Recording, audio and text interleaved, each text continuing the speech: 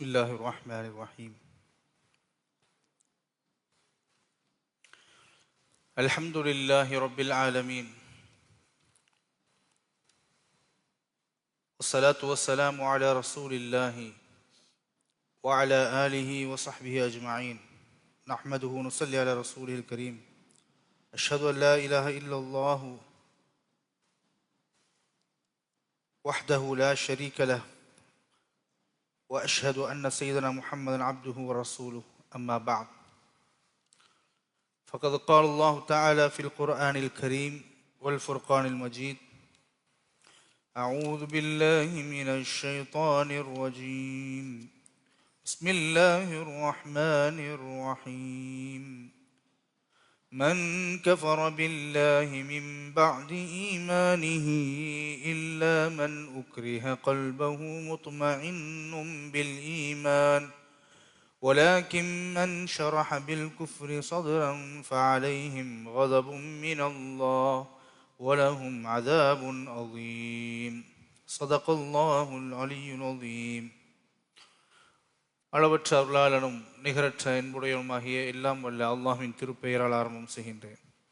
அல்லாஹ்வின் சாந்தியும் சமாதானமும் எம் உயிரிலும் மேலான கண்மணி நாயகம் ஹாத்தமுர் ரசூல் முஹம்மது நபி ஸல்லல்லாஹு அலைஹி வஸல்லம் அவர்கள் மீதும், அவர்களுடைய நேர்வழியை அடியொட்டி பின்பற்றிய சத்திய சஹாபாக்கள், தாபியீன்கள், தபா தாபியீன்கள், இமாம்கள், வலிமார்கள், நாதாக்கள், சுஹதாக்கள், நல்லடியார்கள் அனைவர் மீதும், குறிப்பாக நம் அனைவர் மீதும் என்றென்றும் நின்று நிலவட்டுமாக. ஆமீன் ஆமீன் யா ரப்பல் ஆலமீன். அல்லாஹுடைய கிருபையை கொண்டு நாம் நபிகள் நாயகம் முஹம்மது ரசூலுல்லாஹி ஸல்லல்லாஹு அலைஹி வஸல்லம் அவர்களுடைய வாழ்க்கையினுடைய சரிதையை நாம் ஒவ்வொரு வாரமும் பார்த்து வருகின்றோம். கண்மணி நாயகம் ஸல்லல்லாஹு அலைஹி வஸல்லம் அவர்களுடைய வாழ்நாள் முழுவதும் ஈமான் நிரம்பியதாக, அல்லாஹ்வின் மீது அசைக்க முடியாத நம்பிக்கையும், தன்னோடு இருந்த மக்களிடத்தில் கருணையோடும் பாசத்தோடும் நபிகள் நாயகம் ஸல்லல்லாஹு அலைஹி வஸல்லம் அவர்கள் நடந்து கொண்ட விஷயங்கள் எல்லாம் நாம் பார்த்து வருகின்றோம். தாவாவினுடைய களத்திலே நபிகள் நாயகம் ஸல்லல்லாஹு அலைஹி வஸல்லம் அவர்கள் ஆரம்பமாக இரகசியமாகவும், பெருமானாருக்கு அல்லாஹ்விடத்திலிருந்து கட்டளை வந்ததற்கு பிறகு நாயகம் ஸல்லல்லாஹு அலைஹி வஸல்லம் அவர்கள் குடும்பம் தொடங்கி மற்றவர்களிடத்திலேயும் பகிரங்கமாக தீனுல் இஸ்லாத்தினுடைய நேரிய அந்த சீரிய அழைப்பை நபிகள் நாயகம் ஸல்லல்லாஹு அலைஹி வஸல்லம் அவர்கள் முன்னெடுத்து வந்தார்கள். பெருமானாருடைய இந்த சத்திய வழியை, சத்திய அழைப்பு பணியை நிறுத்த வேண்டும் என்பதற்காக இஸ்லாத்தினுடைய எதிரிகள், இறை நிராகரிப்பாளர்கள் பல்வேறு வழிகளிலே நாயகம் ஸல்லல்லாஹு அலைஹி வஸல்லம் அவர்களுடைய தாவா பணியை நிறுத்துவதற்கு, முட்டுக்கட்டையாக அமைவதற்கு பாடுபட்டு கொண்டிருந்தார்கள். பலவிதமான வழிகளிலே அவர்கள் முயற்சித்து வந்தார்கள். குர்ஆனை இது ஏதோ முன்னோர்களுடைய கட்டுக்கதைகள் என்று சொன்னார்கள். குர்ஆனை கொண்டு வந்த நபிகள் நாயகம் ஸல்லல்லாஹு அலைஹி வஸல்லம் அவர்கள் மீது பலவிதமான இட்டுக்கட்டை அவிழ்த்து விட்டார்கள். நாயகம் ஸல்லல்லாஹு அலைஹி வஸல்லம் அவர்கள் ஏதோ இரவிலே கனவு கண்டு வந்து அதை வெளிப்படுத்துகிறார் என்று சொன்னார்கள். பொய் உரைக்கிறார்கள் என்று சொன்னார்கள். சூனியக்காரர் என்று சொன்னார்கள். இதெல்லாம் நாம் பார்த்து வந்தோம். இப்படி இஸ்லாத்தை ஏற்றுக்கொண்ட நாயகம் ஸல்லல்லாஹு அலைஹி வஸல்லம் அவர்களை ஏற்றுக்கொண்டு வந்த அந்த மக்களையும் அவர்கள் காணும் இடமெல்லாம் பரிகாசத்திற்குள்ளாக்கினார்கள். எல்லா இடங்களிலும் இஸ்லாத்தை பற்றிய எந்த விதமான பேச்சும் ஏற்பட்டுவிடக்கூடாது என்பதற்காக, அதை நாடி மக்கள் கவரப்பட்டு உள்ளே வந்துவிடக்கூடாது என்பதற்காக பலவிதமான தடுப்புகளை அவர்கள் ஆலோசனை போட்டு அவர்கள் பொய் பிரச்சாரத்தை முடுக்கிவிட்டார்கள்.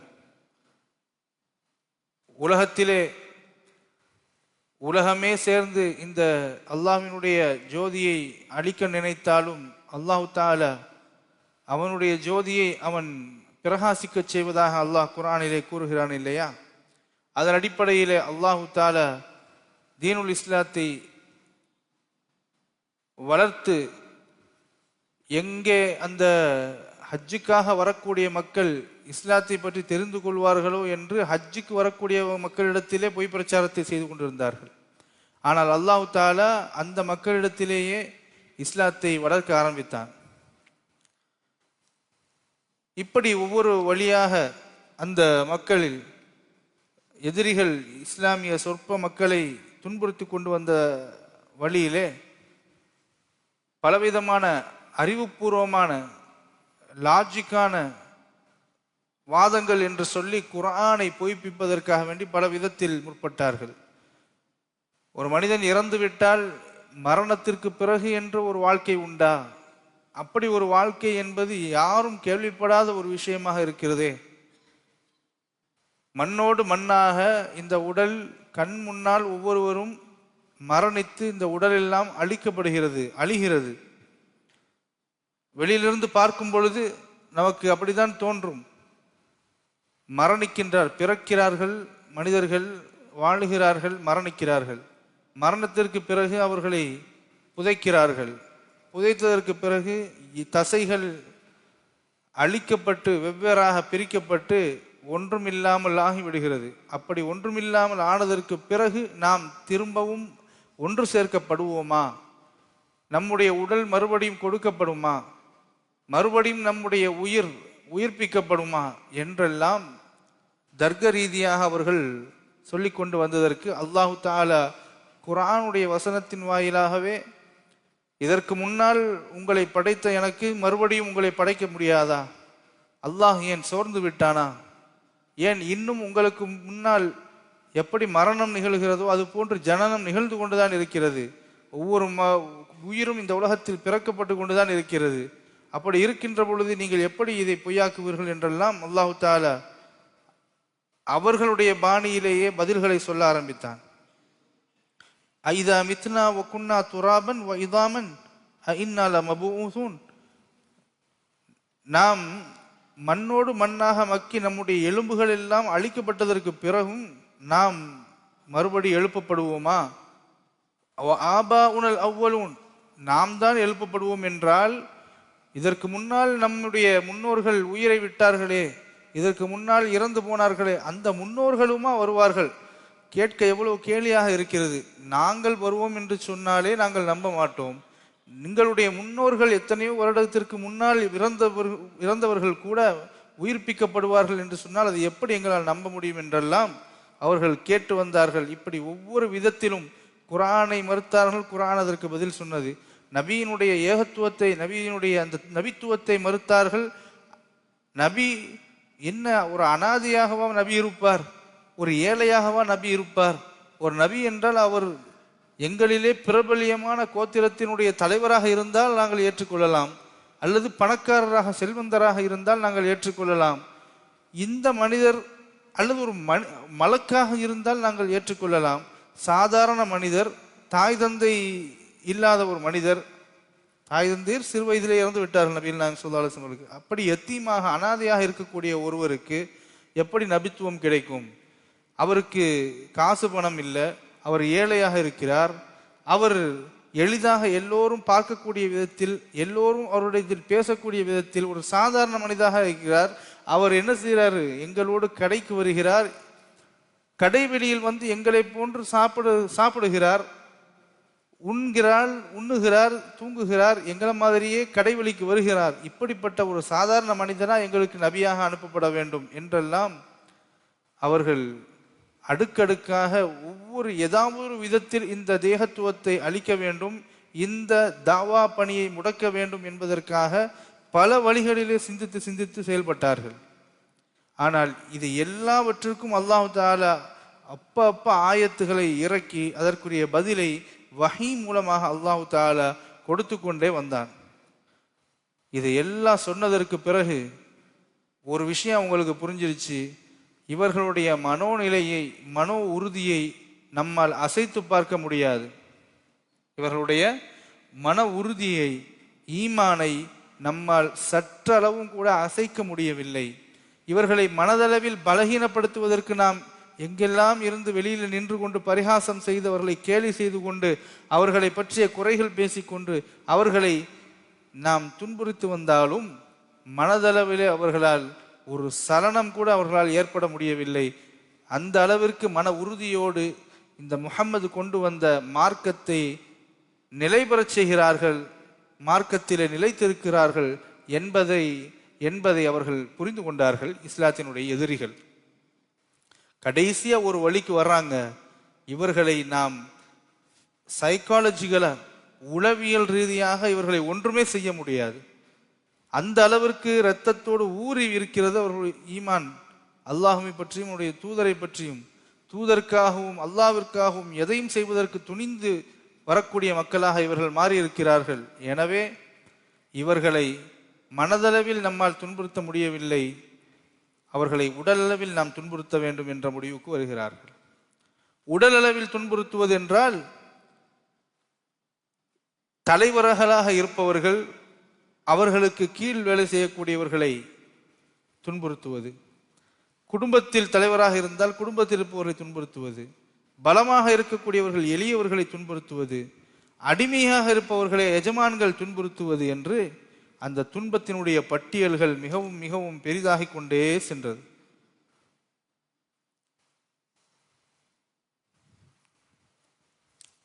தலைவர்கள் மட்டுமல்ல, எஜமானர்கள் மட்டுமல்ல, எஜமானர்களிடத்தில் இருக்கக்கூடிய எடுபடிகளும் கூட இஸ்லாத்தை ஏற்றுக்கொண்டவர்களை பார்த்து அவர்களை துன்புறுத்தக்கூடிய ஒரு சூழல் உருவானது.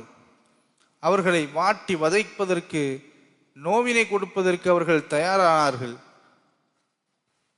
ஆனால் அவர்களுடைய அந்த நோவினைகளை எல்லாம் இன்று 2025 வாழக்கூடிய நாம் பார்க்கின்ற பொழுது, நாம் படிக்கின்ற பொழுது நம்முடைய கண்கள் எல்லாம் கண்ணீரால் நிரம்பி வழிகின்றது.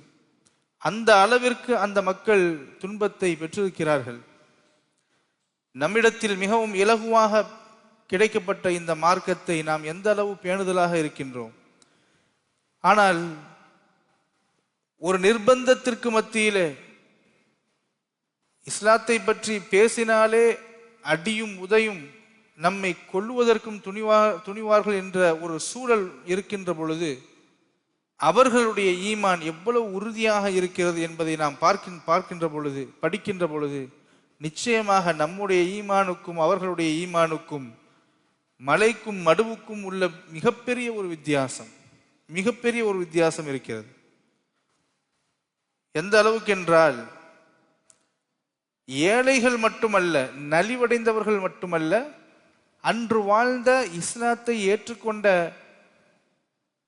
செல்வந்தர்களும் தொழில் செய்யக்கூடியவர்களும் முதலாளிகளாக இருந்தவர்களில் இஸ்லாத்தை ஏற்றுக்கொண்டவர்களுக்கும் மிகப்பெரிய ஒரு அச்சுறுத்தல் அங்கு இருந்தது. உதாரணத்திற்கு, செல்வம் பரக்கத்து உள்ள ஒருத்தர் இஸ்லாத்தை ஏற்றிருந்தால் அபூஜஹல் நேர போய் சொல்லுவானா, உன்னுடைய செல்வத்தையும் உன்னுடைய செல்வாக்கையும் ஒன்றும் இல்லாம நான் ஆக்கிருவேன், நீ முஹம்மதை ஏற்றுக்க கூடாது, முஹம்மதை பற்றி பேசக்கூடாது, முஹம்மதுடைய மார்க்கத்தை நீ ஏற்கக்கூடாது என்று செல்வந்தர்களாக இருந்தவர்களையும் செல்வாக்கு உள்ளவர்களாக இருந்தவர்களிடத்தில் போய் சொல்லுவானா. அதே நேரத்தில் செல்வாக்கு இல்லாமல், காசு பணம் இல்லாமல் எளியவர்களாக இருந்தால் அவர்களை உடல் ரீதியாக எவ்வளவு துன்புறுத்த முடியுமோ அந்த அளவுக்கு துன்புறுத்துவார்களாம். உஸ்மான் ரலியல்லாஹு தஆலா அன்ஹு அவருடைய தந்தையினுடைய சகோதரர் அவர் ஒருத்தர் இருந்தார். அவர் என்ன செய்வாராம், அவருடைய அடிமைகளை, முஸ்லிம்களை பார்த்தால், அந்த முஸ்லிம்களை பலகீனமானவர்களாக இருந்தால் அவர்கள் என்ன செய்வார்களாம், இழுத்து கொண்டு வந்து அதாவது இந்த பேரித்தம்பழ மரத்தினுடைய கீற்று பாய் இருக்குல்ல, அந்த பாயில் அவர்களை அடித்து அந்த பாயில் சுருட்டி நெருப்பை மூட்டி அவர்களை வேதனைப்படுத்துவாராம். கீழே நெருப்பை மூட்டி அவர்களை கட்டி வைத்து பாயில் சுருட்டி நெருப்பு மூட்டி அந்த நெருப்பு புகையினால் அவர்களுடைய மூச்சு திணறக்கூடிய அளவிற்கு, உடல் முழுவதும் அந்த வெப்பம் பரவக்கூடிய அளவிற்கு அவர்களை வேதனைப்படுத்துவார்களாம். தன்னுடைய, அதாவது பெற்றோருக்கும் பிள்ளைகளுக்கும் மத்தியிலேயே இஸ்லாத்தை ஏற்றுக்கொண்டார் என்பதற்காக நாம் பெத்த பிள்ளைன்னு கூட பார்க்காம தன்னுடைய பிள்ளையையும் துன்புறுத்தக்கூடியவர்களையும் அந்த காலத்தில் வாழ்ந்திருக்கின்றார்கள். அதாவது தன்னுடைய மகன் முஸ்லிமாகிவிட்டதை அறிந்த முஸ்அப் இப்னு உமைர் ரலியல்லாஹு தஆலா அன்ஹுடைய தாய், நம்ம நினைக்கிறோம் ஒரு தாய் என்றால் அந்த தாய்க்கு எவ்வளவு பாசம் இருக்கும். சாதாரண ஒரு 5 அறிவு படித்திருக்கக்கூடிய ஜீவராசி கூட தன்னுடைய பிள்ளைதான் முதலில் எனக்கு என்று மற்றவைகளை ஒதுக்கி தள்ளி தன்னுடைய பிள்ளையை பாதுகாப்பாக ப்ரொடெக்ஷன் கொடுக்கும். ஆனால் இந்த மனித சமுதாயத்தில் தான் பெற்ற பிள்ளையாக இருந்தாலும் கூட என்னுடைய கொள்கைக்கு ஒத்து வரவில்லை என்றால் அவன் மீதும் பாசம் நேசம் எல்லாம் வெறுப்பாக மாறி அவர்களையும் வதைக்கக்கூடிய ஒரு சூழல் இருந்தது. முஸ்அப் இப்னு உமைர் ரலியல்லாஹு தஆலா அன்ஹு அவர்கள் மிக செல்வந்தர்களாக, அதாவது ரொம்ப நல்ல குடும்பத்தில், நல்ல குடும்பம் என்றால் வசதியான ஒரு குடும்ப வாழ்க்கையை வாழ்ந்தவர். வசதியான வாழ்க்கையை வாழ்ந்து கஷ்டமெல்லாம் தெரியாதவர்களாக வளர்ந்தவர்.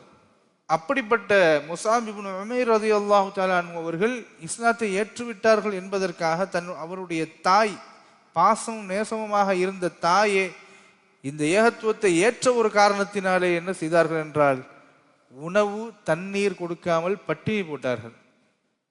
பட்டினி போட்டா என் பிள்ளை திருந்திருவான் அப்படின்னு நினைச்சு தவறாக புரிந்து கொண்டு பட்டினி போட்டார்கள். தண்ணீர் கொடுக்கல, எத்தனையோ நாட்களாக உணவு கொடுக்கவில்லை, வீட்டை விட்டு கடைசியில் விரட்டி விட்டுட்டாங்க. ரொம்ப ஆடம்பரமாக வாழ்ந்தவர் மட்டுமல்ல, நினைத்தால் எதையும் சாப்பிடக்கூடிய, நினைத்தால் எதையும் அனுபவிக்கக்கூடிய செல்வம் படைத்தவராக இருந்த ஒருவர். இளைஞர் முஸ்அப் இப்னு உமைர் ரலியல்லாஹு அன்ஹு அவர்களை வீட்டை விட்டு பட்டினி போட்டு வீட்டை விட்டு வெளியே அனுப்பக்கூடிய ஒரு சூழல் அங்கு நிலவியது. சுஹைப் இப்னு சினான் ரலியல்லாஹு தஆலா அன்ஹு அவர்களை பொறுத்தவரை அவர்கள் நினைவிழக்கக்கூடிய அளவிற்கு அவர்கள் தாக்கப்பட்டார்கள். பிலால் ரலியல்லாஹு தஆலா அன்ஹு அவர்களை பற்றி நமக்கெல்லாம் தெரியும். ஹஸ்ரத் பிலால் ரலியல்லாஹு தஆலா அன்ஹு அவர்கள் நிறத்தால் கருப்பானவர், உதடு தடித்தவர், ஒரு அடிமை. இஸ்லாம் ஆண்டான் அடிமை என்று பாகுபாடெல்லாம் பார்க்காது. இஸ்லாமிய கொள்கையை அவர்கள் இஸ்லாத்திற்குள் நுழைந்து விட்டால் அடுத்த நிமிடமே அவர் இந்த ஊரினுடைய அதிபராக இருந்தாலும் சரி, இந்த ஊரினுடைய தொழிலதிபராக, மிகப்பெரிய தொழிலதிபராக இருந்தாலும் சரி, ஒரே சஃபில் நின்று தொழக்கூடிய அளவிற்கு உண்டான சமத்துவத்தை போதிக்கக்கூடிய மார்க்கம் இஸ்லாமிய மார்க்கம். இமாம்கள் மட்டும், ஒரு பள்ளியில் ஒரு தொழுகை நடத்தக்கூடிய இமாம் முன்னாடி நின்று தொழ வைப்பார். இமாம் முன்னாடி நின்று தொழ வைப்பார் என்பதற்காக இமாம் எல்லோரை விட சிறந்தவரா, பின்னாடி நிற்கிறவங்கெல்லாம் சிறந்தவர் இல்லையா? அப்படி கிடையாது. அந்த கட்டுக்கோப்பான வகையிலே அந்த தொழுகையை, ஒற்றுமையை வழிநடத்தக்கூடிய அமீராக அவர் முன்னாடி நின்று தொழ வைக்கிறார். அவ்வளவுதானே தவிர முன்னாடி இருக்கக்கூடிய இமாம் பின்னாடி இருக்கக்கூடியவரை விட மிகச் சிறந்தவர் என்று ஒருபோதும் கிடையாது. அந்த இமாம் அந்த தொழுகைக்கு தாமதமாக வந்தார் என்றால் எல்லோருக்கும் பின்னாடி போய் கடைசி சஃப்ல அந்த இமாம் தான் நிற்பார். அந்த இடத்தில் யார் தொழ வைக்கிறாரோ அவர் தான் இமாமாக இருப்பார். அப்படி இஸ்லாமிய மார்க்கம் யாரையும் உயர்வாக கருதி மற்றவர்களை தாழ்வாக கருதக்கூடிய மார்க்கம் அல்ல. ரசூலுல்லாஹ் சொன்னார்கள், சீப்பினுடைய பற்களை போன்று நீங்கள் சமமானவர்கள் என்று சொன்னார்கள். சீப்பினுடைய பற்கள் எப்படி இருக்கும்? ஒரே அணியாக இருக்கும், ஒன்று மேலையும் ஒன்று கீழையும் அப்படி இருக்காது. ஒருவேளை மேலையும் கீழமாக இருந்தால் தலை வாரும் பொழுது நம்முடைய தலை என்ன செய்யும்? வலிக்க ஆரம்பித்து விடும், தலையை புண்ணாக்கிவிடும். எப்படி நீங்கள் சீப்பினுடைய வரிசையை போன்று ஓர் அணியாக இருந்து ஒற்றுமையோடு சமத்துவத்தை பின்பற்றி நீங்கள் வாழுகிறீர்களோ, நீங்கள் உங்களுடைய எப்படி தலை சீவனா எப்படி அழகா இருக்கோ அது மாதிரி உங்கள் சமுதாயம் இருக்கும். எப்பொழுது நீங்கள் மேலும் கீழுமாக, நான் பெரியவன் நீ சின்னவன், நான் உயர்ந்தவன் நீ தாழ்ந்தவன், நான் உயர்ந்த குடும்பம் நீ தாழ்ந்த குடும்பம், நான் அப்படி இப்படி என்று உங்களுக்கு மத்தியிலே வேற்றுமை பாராட்டினீர்கள் என்றால் எப்படி தலையை கோரி புண்ணாக்கி விடுமோ அது போன்று உங்கள் சமுதாயம் புண்ணாக்கப்பட்டுவிடும். எனவே அப்படிப்பட்ட அந்த காலத்தில் எப்படி சமத்துவத்திற்கு எதிரான ஒரு போக்கு இருந்தது என்றால், கருப்பனாக இருந்தால் மிக கேவலமானவர் என்றும், அடிமைத்தனத்தில் ஊறிப்போன மக்களாக அவர்கள் இருந்தார்கள். இஸ்லாம் உள்ள வந்ததற்கு பிறகுதான் அடிமைத்தனத்தை ஒழித்தது. கொஞ்சம் கொஞ்சமாக அடிமைத்தனத்தை ஒழித்தது. ஒரு கட்டத்தில் அடிமைகள் எல்லாம் இல்லை என்று சொல்லக்கூடிய நிலைமைக்கு கொண்டு வந்தது. இன்னைக்கு அடிமைங்கிற கான்செப்டே கிடையாது நம்மகிட்ட இஸ்லாமியர்களிடத்தில். எஜமானன் அடிமை என்ற ஒரு பாகுபாடு சமூக கட்டமைப்பில் முதலாளி என்றும் தொழிலாளி என்றும் இருக்குமே தவிர, ஆனால் அவர்களுக்கு மத்தியிலே நான் உயர்ந்தவன் நீ தாழ்ந்தவர் என்றோ, நீ என் பக்கத்தில் நிற்க கூடாது என்றோ சொல்வதற்கு எந்த ஒரு மனிதருக்கும் அதிகாரம் கிடையாது. இஸ்லாம் அதனாலதான் நம்ம அல்லாஹு அக்பர் அப்படின்னு சொல்றோம். ஏன் சொல்றோம் அப்படின்னா, அல்லாஹ் மிகப்பெரியவன் என்றால் அவனுக்கு கீழே இருக்கக்கூடிய அடியார்கள் எல்லோரும் சமமானவர்கள். அல்லாஹ்வினுடைய அடியார்கள் என்கின்ற ஓர் அணி, அது இந்த நாட்டினுடைய அதிபராக இருக்கலாம், மன்னராக இருக்கலாம், உயர்ந்த குலத்தில் பிறந்தவனாக இருக்கலாம், அல்லது பெரிய டிஸ்ட்ரிக்ட் கலெக்டராக இருக்கலாம்.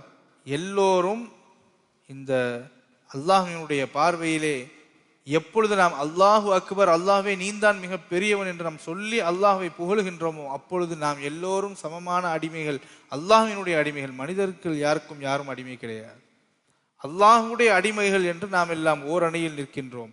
அந்த ஒற்றுமை எல்லோரிடத்திலும் இருக்க வேண்டும், அந்த சமத்துவம் எல்லோரிடத்தில் இருக்க வேண்டும். அது நம்முடைய வாழ்க்கையில் இருக்க வேண்டும், நம்முடைய உள்ளத்தில் இருக்க வேண்டும், மனதில் இருக்க வேண்டும், நம்முடைய வெளிப்பாடில் இருக்க வேண்டும், நம்முடைய வீடுகளிலே நாம் பழகக்கூடியவர்களிடத்திலே, பழகக்கூடிய இடங்களிலே, எல்லா இடத்திலும் நம்முடைய வாழ்க்கை மிதமான ஒரு போக்காக, எல்லோரையும் மதிக்கக்கூடிய ஒரு போக்காக, எல்லோரிடத்திலும் சகஜமாக நல்ல வழியில் பழகக்கூடியவர்களாக, சமத்துவம் பேணக்கூடியவர்களாக, குறிப்பாக ஒற்றுமை உடையவர்களாக நாம் அனைவரும் இருக்க வேண்டும். இதுதான் இஸ்லாம் எதிர்பார்க்கிறது.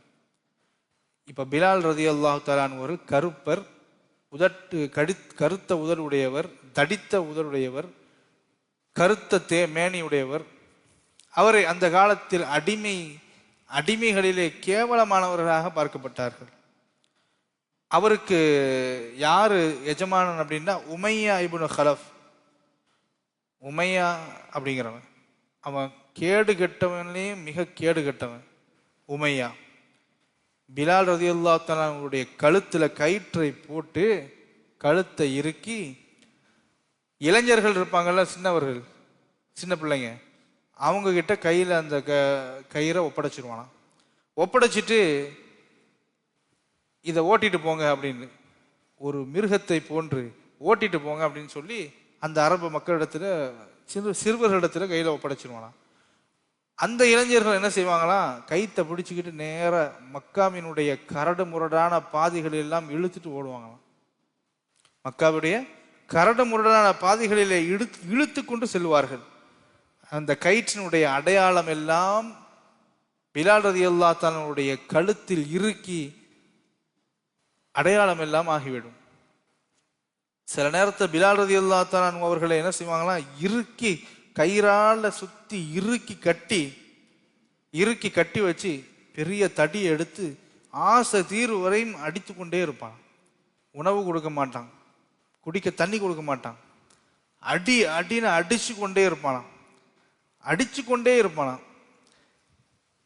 நம்மளாம் கேள்விப்பட்டிருப்போம், சுட்டரிக்கக்கூடிய வெயிலிலே, அந்த பாலைவனத்தினுடைய மணலிலே படுக்க போட்டு, திறந்த மேனியில் சட்டையெல்லாம் இல்லாம படுக்க போட்டு, பசிக்க வச்சு உணவு கொடுக்காம, அப்படிப்பட்ட சுட்டரிக்கக்கூடிய வெயிலிலே, பாலைவனத்தினுடைய அந்த மணலிலே அவரை படுக்க போட்டு, அவர் நெஞ்சுக்கு மேல ஒரு பெரிய பாறாங்கல் எடுத்து நெஞ்சுக்கு மேல வைப்பான். வெயிட்டை தூக்க முடியாது, 4 பேர் தூக்கிட்டு வந்து என்ன செய்வானா, பெரிய பாறாங்கலை கொண்டு வந்து, சாதாரணமாகவே வந்து வெயில், சுட்டரிக்கக்கூடிய வெயில் இருக்கக்கூடிய அந்த கற்கள், பாறாங்கற்கள் எப்படி இருக்கும், அவ்வளவு வெப்பமா இருக்கும். அந்த வெப்பத்தில் மிகுதியாக இருக்கக்கூடிய அந்த பாறையை எடுத்துட்டு வந்து இவருடைய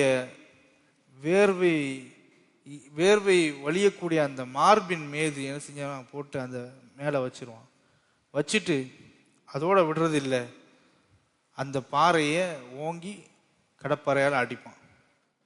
அந்த பாறையே சரியான ஒரு வெயிட், அந்த வெயிட் உடம்புக்கு மேலே வச்சு கீழே ஃபுல்லாக மணல், வெயில் மணல், பயங்கரமான லுகர் டைம்ல வச்சுக்கோங்க, பயங்கரமான வெயில் அடிக்கக்கூடிய நேரம். நம்ம ஊரில் அடிக்கிற வெயில்லாம் சாதாரண வெயில் தான்.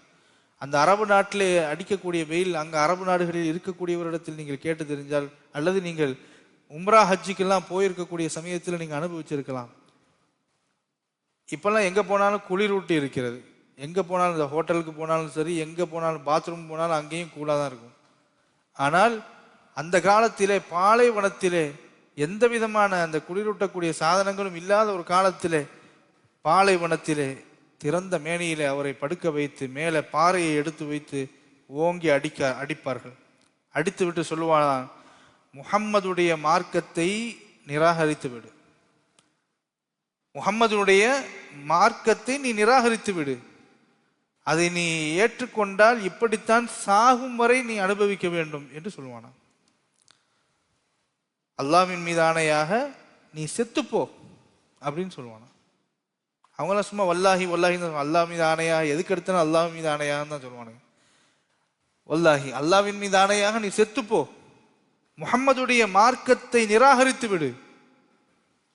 லாத்து உஸ்ஸா அப்படின்னு சொல்லக்கூடிய கடவுள்கள், அந்த காலத்தில் அவனுடைய கடவுள்கள், காபாவினுடைய லாத்து உஸ்ஸா அப்படின்ற கடவுள்கள் தான் வச்சிருந்தாங்க. அந்த லாத்து உஸ்ஸாவினுடைய கடவுள் மீது சத்தியமாக சொல்றேன், நீ அந்த கடவுள்களை வணங்கினால் உன்னை விட்டுறேன். நீ இஸ்லாத்தை ஏற்றுக்கொண்டு முஹம்மதுடைய அந்த மார்க்கத்தை நீ ஏற்றுக்கொண்டிருந்தால் உன்னை சாவுற வரைக்கும் நான் விடமாட்டேன், இப்படியே உன்னை நான் துன்புறுத்தி கொண்டே இருப்பேன் என்று உமையா சொல்லுவானா. பிலால் ரலியல்லாஹு தஆலா அன்ஹு அவர்கள் இதை கேட்டுட்டு என்ன சொல்லுவாங்க தெரியுமா? அஹத் அஹத், அல்லாஹ் ஒருவன் தான், அல்லாஹ் ஒருவன் தான். அல்லாஹுவுக்கு எதிரான நீ லாத்தையும் உஸ்ஸாவையும் கொண்டு வர்றியா? அல்லாஹ் ஒருவன் தான், அல்லாஹ் ஒருவன் தான், ஒருவன் ஒருவன் என்ற வார்த்தை தான். எனக்கு தாகமா இருக்கு தண்ணி கொடுன்னு கேட்கல, எனக்கு வலிக்குது வலிக்குதுன்னு கூட சொல்லலை. தண்ணி கேட்கறது சாப்பாடு கேட்கறதுலாம் ரெண்டாவது, எனக்கு வலிக்கிறது என்று கூட அவர்கள் சொல்லவில்லை. அதை தாங்கி கொண்டு, இவ்வளவு கொடுமைகளையும் தாங்கி கொண்டு அஹத் அஹத், அல்லாஹ் ஒருவன் தான், அல்லாஹ் ஒருவன் என்ற அந்த வார்த்தையை சொன்னதன் காரணத்தினால் அவர்களுக்கு அந்த இன்பத்தை அல்லாஹ் அதுல கொடுத்திருக்கிறான். அந்த வார்த்தையில அல்லாஹ் இதற்குரிய வலிக்குரிய நிவாரணத்தை அல்லாஹ் கொடுத்திருக்கிறான். அந்த வலியை தாங்கக்கூடிய சக்தியை கொடுத்திருக்கிறான். அஹத் அஹத் என்ற வார்த்தை. இன்னும் சொன்னாங்க, இந்த அஹத் அஹத்ன்னு சொல்லும் பொழுதே அவனுக்கு கோபம் அதிகமாகி அடி இன்னும் அதிகமா அடிச்சுக்கிட்டு இருக்கிறான். அப்பவும் பிலால் ரலியல்லாஹு அன்ஹு சொல்றாங்க, இந்த அஹத் அஹத் அப்படின்ற வார்த்தையை விட இன்னொரு வார்த்தை, இறைவனை பற்றிய ஒரு வார்த்தை உன்னை கோபப்படுத்தும், இன்னும் அதிகமாக ஆவேசப்பட வைக்கும் என்றால் அந்த வார்த்தை எனக்கு தெரிந்தால் அதையும் நான் சொல்வேன் என்று சொல்றான். நினைச்சு பாருங்க, ஈமான்னா இப்படிதான் இருக்கும். இதுதான் ஈமான். இந்த உலகத்துல என்னை எந்த துன்புறுத்தலுக்கு நீ உள்ளாக்கினாலும் நான் அதை கண்டு நான் சலனம் அடைய மாட்டேன். ஏன்? என்னுடைய ரப்பு என்னை பாதுகாப்பான். இதுதான் நபிமார்கள் எல்லாம் செஞ்சாங்க. எல்லா நபிமார்களும் கஷ்டம் ஏற்படக்கூடிய ஒரு சூழ்நிலையில் அல்லாஹ் என்னோடு இருக்கிறான் என்கின்ற எண்ணத்தில் அவர்கள் அந்த சோதனைகளை ஏற்றுக்கொண்டார்கள். அது இப்ராஹிம் நபி நெருப்பு குண்டத்தில் போட்டார்கள். அது நெருப்பு சாதாரண நெருப்பா? எவ்வளவு பெரிய நெருப்பு! மாதக்கணக்கில் அல்லது வருடக்கணக்கில் மூட்டப்பட்ட நெருப்பு, பிரம்மாண்டமான நெருப்பு. ஒரு ஆளை நெருப்புல போடணும்டா ஒரு சாதாரண ஒரு நெருப்பை ஏற்படுத்தி ஒரு 4 விறகு கட்டையை வச்சு நெருப்பு மூட்டினால போதுமானது. அப்படிதானே? 4 விறகு கட்டையை வச்சு நெருப்பை மூட்டி அவனை வச்சாலே அவன் உடல் தானாக எரியும். ஆனால் இப்ராஹிம் நபி அலைஹிஸ்ஸலாம் அவர்களை கொல்லுவதற்காக அவர்கள் மூட்டிய நெருப்பு என்பது சாதாரணமாக நெருப்பு இல்லை. மிகப்பெரிய ஒரு குழியை தோண்டி அந்த குழிக்கு உள்ளே பல எரியக்கூடிய விஷயங்களை எல்லாம் போட்டு மாதக்கணக்கில் நெறிய வைத்து முதலாவதாக எரியக்கூடிய அந்த நெருப்பு சில காலங்கள் கழித்து அது இன்டென்ஸான ஃபயர், இன்னும் அதிகமாக ஆழமான நெருப்பு, நெருப்பு இப்படியே மூட்டி மூட்டி அந்த நெருப்பினுடைய அந்த இன்டென்சிட்டி, அந்த நெருப்பினுடைய அந்த அந்த ஆழம், கடினத்தன்மை அதிகமாக ஆனதற்கு பிறகு மேலே எந்த பறவையும் பறக்க முடியாத அளவிற்கு உண்டான நெருப்பு குண்டம், அதன் பக்கத்தில் கூட யாரும் நெருங்க முடியாத அளவிற்கு உண்டான நெருப்பு குண்டம். இப்ராஹிம் நபியை அந்த நெருப்புக்குள்ள தூக்கி போடுறதுக்குண்டே ஒரு தனியா ஒரு இயந்திரம், பக்கத்துல எல்லாம் கூட்டு போய் தள்ளி விட முடியாது, ரொம்ப தூரத்திலிருந்து தூக்கி வீசுவதற்காக ஒரு இயந்திரம், மின்ஜனேக் அப்படின்ற அரபியில நம்ம சொல்லுவோம். அதாவது இன்னைக்கு பீரங்கி இருக்குல்ல, பீரங்கி இங்கிருந்து தொலை தூரத்தில் இருக்கக்கூடிய ஒரு ஆர்மி மேனை அட்டாக் பண்றதுக்கு அல்லது ஒரு குண்டை போடுறதுக்காக இங்கிருந்து பீரங்கி அடிக்கிறாங்கல்ல, அந்த மாதிரி ஒரு பீரங்கி தயாரிச்சு இப்ராஹிம் நபியை இங்கிருந்து தூக்கி வீசினாங்க. அப்படிப்பட்ட அளவிற்குண்டான கடினமான ஒரு கடுமையான ஒரு நெருப்பு, அந்த நெருப்புக்குள்ள போடுறாங்க. இப்ராஹிம் நபி எந்த ஒரு சலனமும் இல்லை. அந்த நேரத்திலையும் அல்லாஹ் தாலா ஜிப்ரீல் அலைஹிஸ்ஸலாம் அவர்கள் வர்றாங்க, நபியே நீங்க மட்டும் ஒத்துக்கிட்டீங்கன்னா உங்களை காப்பாற்ற சொல்லிட்டான் ஆண்டவன், என்னை அனுப்பி வச்சிருக்கிறான். ஆனா அவரு சொன்னாங்க, இப்ராஹிம் நபி சொன்னாங்க, இல்லை இல்லை, என்னை படைத்த ரப்பு என்னை காப்பாற்றுவான், நீங்க ஒன்றும் இடையில வரணும்னு அவசியம் இல்லை, ரப்பு என்னை பாதுகாப்பான். உள்ளக்க போடப்பட்டது, போட்ட உடனே குல்னா யா நாரு கூனி பர்தம் ஓ சலாமா. எவ்வளவு அழகான ஒரு எவ்வளவு அழகான ஒரு வசனம்.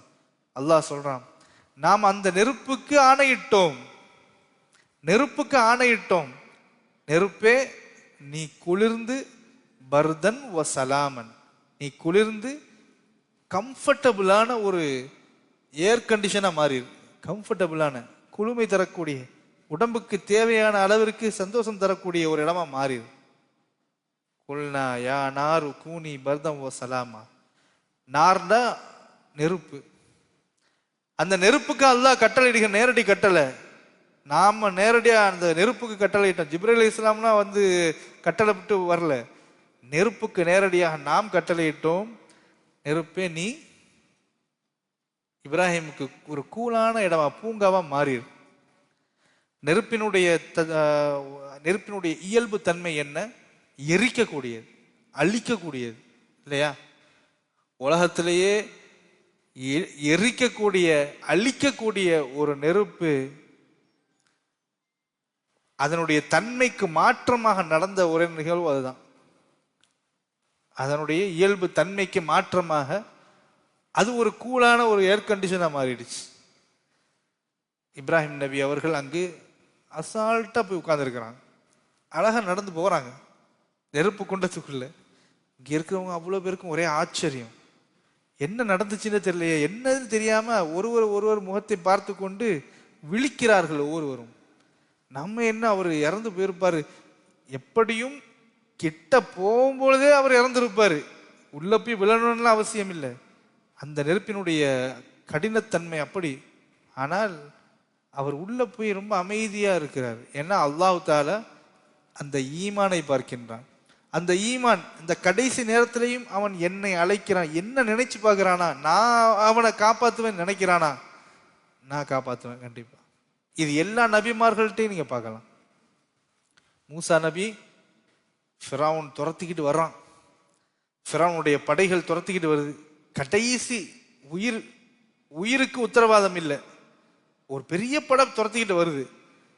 மூசா நபியும் அவரோடு பக்கத்தில் இருக்கக்கூடிய அவரை ஈமான் கொண்ட மூசா நபியை ஏற்றுக்கொண்ட அந்த மக்களும் ரெண்டு பேரும் என்ன செய்யறாங்க, அதாவது அந்த மக்களும் நபி மூசா அலைஹிஸ்ஸலாம் அவர்களும் துரத்திக்கிட்டு ஓடி போறாங்க. பின்னாடி ஒரு பெரிய படையை துரத்திட்டு வருது, ஃபிரௌனுடைய படை. கையில கிடைச்சா அவ்வளவுதான். ஒரு கட்டம் பார்க்குறாங்க, அந்த கட்டத்துக்கு பின்னாடி பார்த்தா அங்க பெரிய ஆறு ஓடுது, நைல் நதி, நம்மளால ஒண்ணுமே செய்ய முடியாது. கடல் முன்னாடி நிக்குது, பின்னாடி கொல்றதுக்கு படையோட வந்துட்டு இருக்கிறாங்க. எங்க போறது, எந்த பக்கம் திரும்பி ஓடலாம் முடியாது.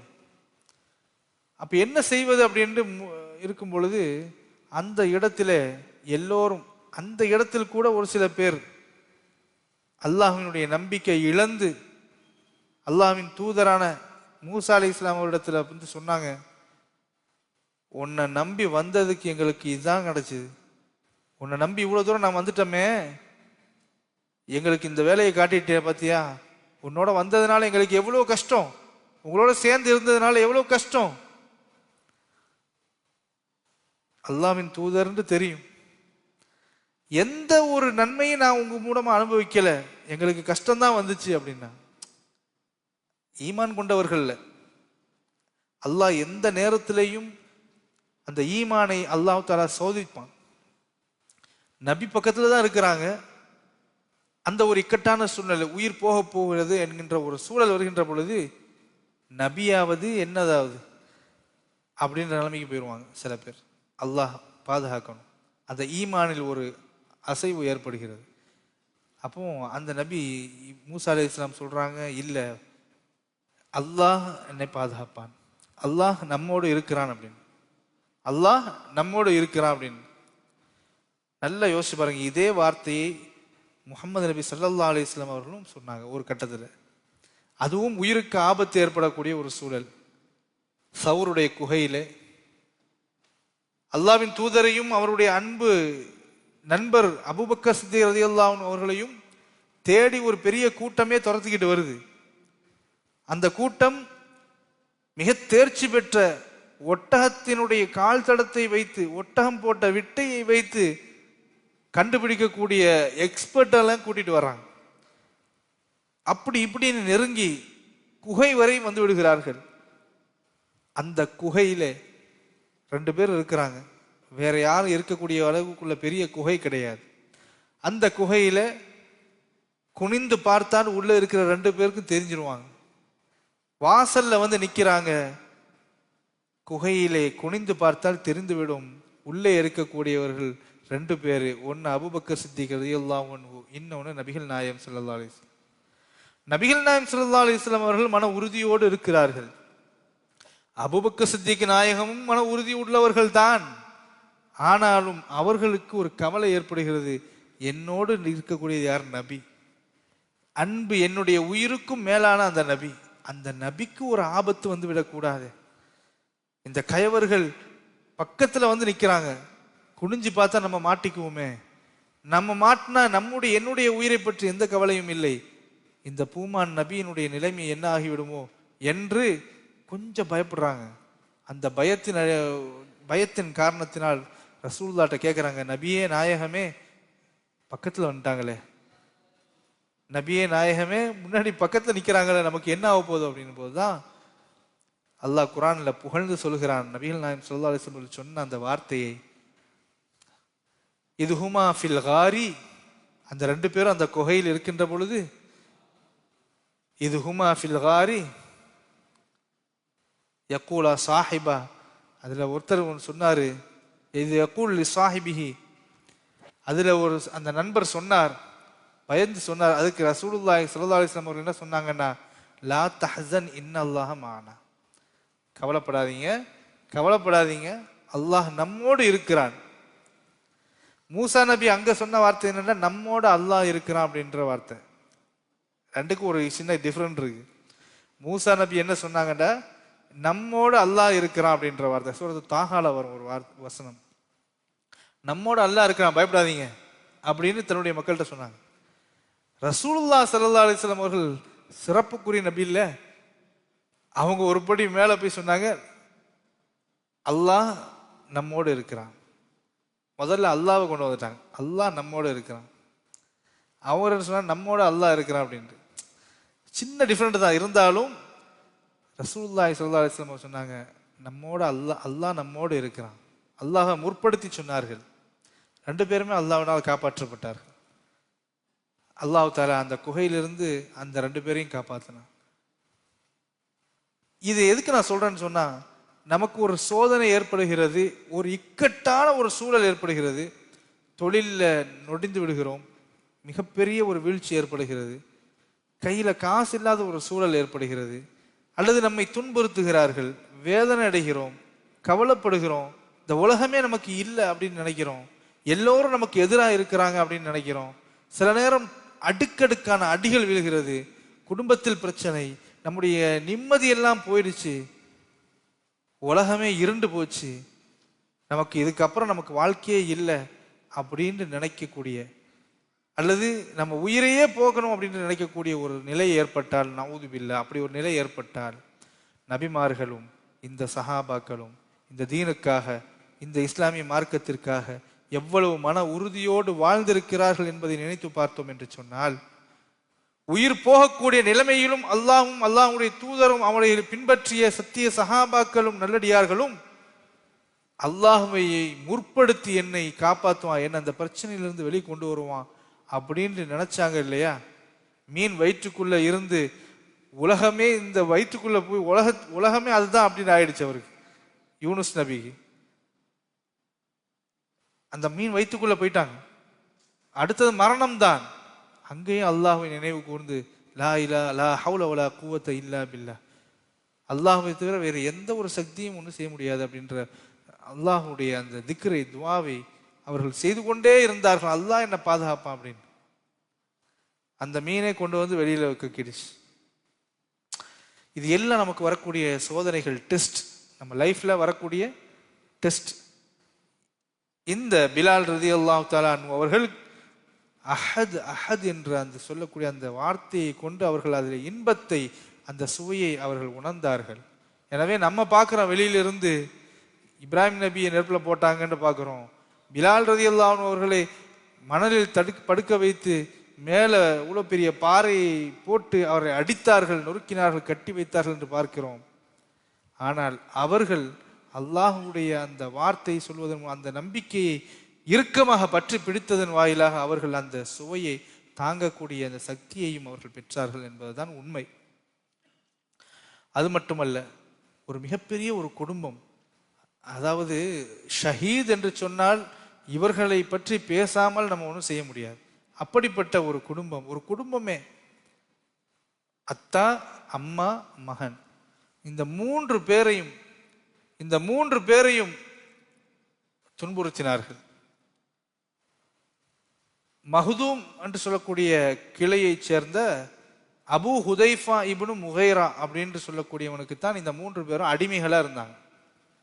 இந்த 3 பேரும் அடிமைகளா இருந்தாங்க. யார் யாருன்னா, அம்மார் இப்னு யாசிர் ரலியல்லாஹு அன்ஹு அவர்கள், அவருடைய வாப்பா யாசர் ரலியல்லாஹு அன்ஹு அவர்கள், அவருடைய அன்பு தாயார், வயதான அம்மா, வயதான ஒரு தாயார் சுமையா ரலியல்லாஹு தஆலா அன்ஹா. இந்த மூன்று பேரும் இஸ்லாத்தை ஏற்றுக்கொண்டார்கள் என்பதற்காக